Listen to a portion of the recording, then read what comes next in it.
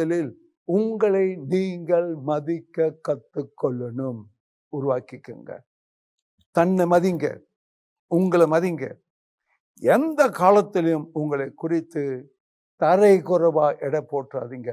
Don't ever ever under estimate your self. இதை எப்பவுமே கவனத்தில் வச்சுக்கோங்க. And don't ever ever compare your self with others. என்றைக்குமே உங்கள் வாழ்க்கையில் மற்றவங்களுடன் ஒப்பிட்டும் பார்க்காதீங்க, மற்றவங்களுடன் இணைச்சி வச்சும் பார்க்காதீங்க. நீங்கள் தான். நீங்களாக இருக்க பாருங்க. அதில் ஒன்று சொல்வேன், நீங்கன்னு சொல்லும்போது அது பன்மையாகி விடும். உரிமையோடு சொல்கிறேன், நீயாக இருக்க பழகிக்கொள். நீயாக இரு, நீயாக வாழு. ஒருமையில இருங்க. இந்த ஒருமை தன்மையை உருவாக்கும். உங்களுக்குள்ளார நான் என் அப்படின்ற தன்மை, நான் என் வாழ்க்கை, நான் வாழணும் என்னுடைய வாழ்க்கையை. நான் என்னுடைய வாழ்க்கையை வாழாமல் எப்படி மற்றவங்களை வாழ வைக்கிறது? நான் வாழ்ந்தா தானே மற்றவங்களை வாழ வைக்க முடியும். இந்த கேள்வியில தான் அது உருவானது. இந்த கேள்வியில வரும்போது தான் டைனாமிக் குடும்ப விழிப்புணர்வுனா என்ன அப்படின்றது இன்னொன்று ஆரம்பமாகும். தன்னை உணராமல், தான் வாழாமல் குடும்பத்தோட வாழ முடியாது, மனைவி குழந்தைகளோட வாழ முடியாது, சிப்ளிங்ஸ் அண்ணன் தம்பி தங்கைகளோட எல்லாம் வாழ முடியாது. முதல்ல அவரவர் வாழணும், அவரவர் உணரணும். அதுல தான் அந்த தன் விழிப்புணர்வு எவ்வளவு முக்கியம் அப்படின்னு கொண்டு வர்றது. உங்களை உணர்ந்து கொண்டாதான் குடும்பம்னா என்ன, அது நான் அடுத்த முறை உங்களுக்கு பேசும் பொழுது நான் வரைந்து எழுதி காட்டுகிறேன். இது ஒரு அறிமுகம் இன்றைக்கு உங்களுடன் பேசி கொண்டு வருகிறது. இது ஆரம்பிச்சதில் இதை நான் மேலோட்டமாக சொல்லி கொண்டு வருகிறேன். கவனமாக கேளுங்க. தன் விழிப்புணர்வுக்கு அடுத்தது தான் குடும்ப விழிப்புணர்வு. தன்னை உணராமல் தன் மனைவியை உணர்ந்து கொண்டு வாழ முடியாது, குழந்தைகளை உணர்ந்து கொண்டு வாழ முடியாது. இப்ப நான் மீண்டும் உங்கள்கிட்ட வருகிறேன். ஏன் அந்த தன் விழிப்புணர்வு முக்கியம்னா, நீங்களும் குழந்தையாக, நான் எல்லாருமே குழந்தையாக வரும் பொழுது அவ்வளவு ஒரு அற்புதமாக இந்த பூமிக்கு வந்தது, அவ்வளவு ஒரு ஆற்றலோடு வந்தது.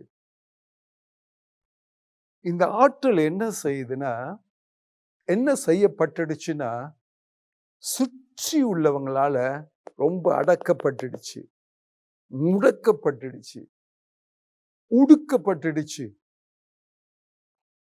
அதிலெல்லாம் மீண்டும் எழுந்து வரணும். அப்படி அந்த மாதிரி ஆற்றல் அடக்காமல், ஒடுக்கப்படாமல் உங்களை சார்ந்தவர்களுக்கும் உங்களோட குழந்தைகளுக்கும் அந்த நிலை வரணும்னா நீங்கள் முதல்ல உணர்ந்தாதான் அதை செய்ய முடியும். அதனாலதான் இந்த தன் தான் தான் தான் தன் தன் தன் தான் தான் அப்படின்னு நான் சொல்லிட்டு வருது. உங்களை நீங்க மதிங்க, உங்க மேல முழு அக்கறை வைங்க, உங்களை முதல்ல உருவாக்குங்க.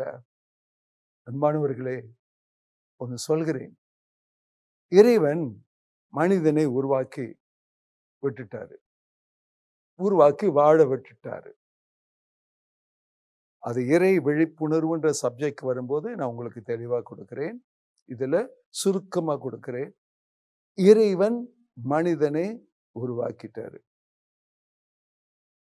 என்னோட பயிற்சி முழுவதுமே தியரி ஆஃப் இவல்யூஷன் என்ற அடிப்படையில் நடக்காது. அதாவது உருவான கொள்கைகள் அதுல வராது. உருவாக்கப்பட்டது, the theory of creation. இறைவன் ஒருத்தர் இருக்கிறாரு, அவர்தான் மனிதனை உருவாக்கினார். இந்த உலகத்தில் உள்ள எல்லா ஜீவராசிகளையும் அவர்தான் உருவாக்கி இருக்கிறார். ஆனா எத்தனை முறை உருவாக்கினாரு? ஒரே ஒரு முறைதான். அவருடைய படைப்பு ஒரு முறைதான்.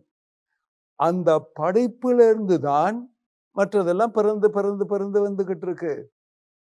முதல்ல ஒரு ஆண் ஒரு பெண், ஒரு ஜோடி, இப்படிதான் இறைவன் உருவாக்கினார். அப்ப அந்த இறைவன் உருவாக்கும் பொழுது அந்த மனிதனுக்கு என்னென்ன வேணுமோ, அப்ப மனிதர்களை பத்தி பேசுகிறேன், ஒவ்வொரு ஜீவராசிக்கும் என்னென்ன வேணுமோ அதை அப்படி இப்படி கொடுத்துட்டாரு. அதன் பிரகாரம் அது காரியம் செய்துகிட்டு இருக்கு. அந்த இறை விழிப்புணர்வு வரும்போது நான் தெளிவாக கொடுக்கிறேன்.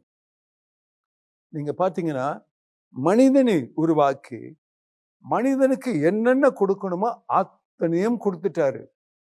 இனி மனிதனுக்கு கொடுப்பதற்கு ஒண்ணுமே இல்லை. அவர் கொடுத்ததை மனிதர்கள் தான் ஒழுங்காக பயன்படுத்தி கொண்டு வரணும். அவர் கொடுத்ததையே ஒழுங்கா பயன்படுத்தி கொண்டு வராமல், இறைவா மேலும் எனக்கு அதை இது கொடு இதை கொடு அப்படின்னு கேட்டுக்கிட்டு இருந்து அவரை டிஸ்டர்ப் பண்ணிக்கிட்டு அவரை தொல்லை பண்ணிக்கிட்டு இருந்தா அவருக்கே எரிச்சல் வருமா வராதா? இறைவனை எரிச்சல் அடைய வைக்காதீங்க, கோபம் அடைய வைக்காதீங்க. அவர் கொடுத்திருக்கிற ஆற்றலை முதல்ல உணர்ந்து கொள்ளுங்கள். கவனமா கேட்குறீங்க. இறைவன் மனிதனுக்கு என்னென்ன வேணுமோ அத்தனையும் கொடுத்திருக்கிறார்.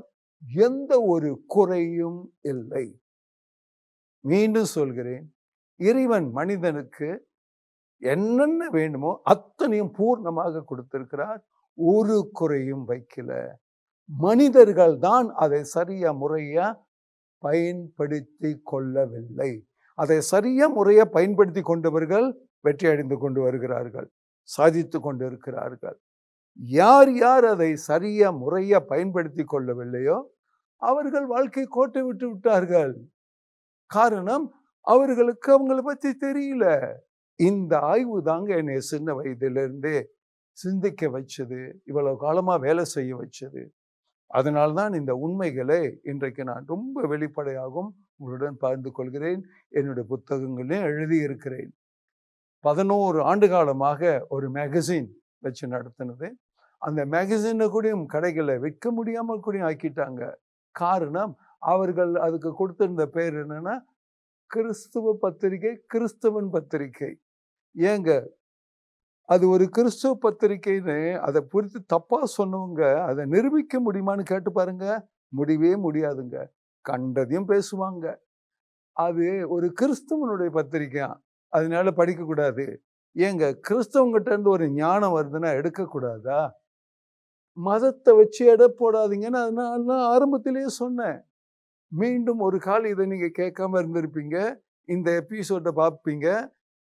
அதனால உங்கள்ட்டையும் மீண்டும் சொல்கிறேன், முதல் எபிசோட்டையும் பார்த்துட்டு அப்புறம் இதை பாருங்க. என்னை மத அடிப்படையில் வைக்காதீங்க, வச்சு பார்க்காதீங்க. இறைவன் என்பது ஒரு பொதுவான சொல், எல்லா மதத்துக்கும் உரியது. எல்லா மதத்தவரும் இறைவன் இறைவன் இறைவன் தான் சொல்லிக்கிட்டு இருக்கிறாங்க. அந்த கோட்பாடு, இறைவன் ஒருவர் இருக்கின்றார். அவருடைய படைப்புல எல்லாமே ரொம்ப அற்புதமான படைப்பு. நான் நினைக்கிறேன், இதை நான் உங்கள்கிட்ட கொஞ்சம் தெளிவா சொன்னாதான் உங்களுக்கு விளங்கும்னு நினைக்கிறேன். பரவாயில்ல, நான் உங்கள்கிட்ட விளக்கி சொல்றேன், கவனமா கேளுங்க. அன்போடு அழைத்து நல்ல நம்பிக்கை